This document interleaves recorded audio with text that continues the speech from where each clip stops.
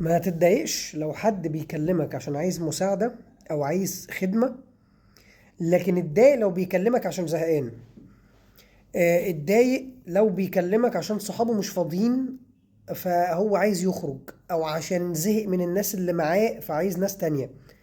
دي الحالة الوحيدة اللي انت تتضايق وتاخدها على كرامتك، وتاخدها في حتة ان انا مش اراجوز، انا مش موجود عشان اسليك، مش موجود عشان ابسطك. لكن لما يبقى حد بيكلمك عشان محتاج خدمة، انا عارف ان ساعات في ناس ممكن دي حاجة تضايقها، وممكن بيبقى شايف ان الشخص ده مصلحجي، هو فعلا ممكن يبقى كده.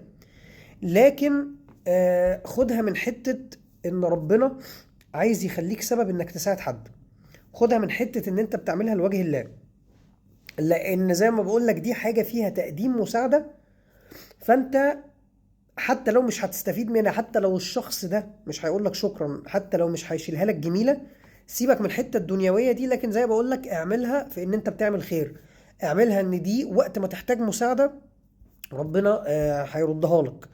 اعملها في حتة ان انت لو حد انت بقى كنت محطوط في الموقف ده بقالك كتير ما كلمتوش، بس عارف ان هو هيساعدك في الحاجة دي، ربنا هيشجعك ان لا كلمه ما تتكسفش، وهيخليه يقف جنبك انه يساعدك. لكن الحاله الوحيده اللي بتضايق، انا شخصيا بعمل كده، انا الحاله بقى الوحيده اللي بتضايقني زي ما بقول لك اللي هو ايه بقى، اللي زهقان، اللي هو ايه، فاهم؟ انا بقالي مثلا سنه سنه ونص ما كلمتكش، بس انا موجود في المكان اللي انت ساكن فيه اللي قريب منه، مثلا في كافيه حلو فكلمتك عشان تنزل لي. انا مثلا صحابي مش فاضيين، ولقيتك بتروح اماكن حلوه فكلمتك عشان نروح. وساعات في بنات بيعملوا كده، ممكن اللي هو فاهم انا لسه مفركشه، طب استنى ارجع اشوف بقى اللي انا بقى كنت قاطعه معاهم عشان صاحبي كان بيقفش بتاع.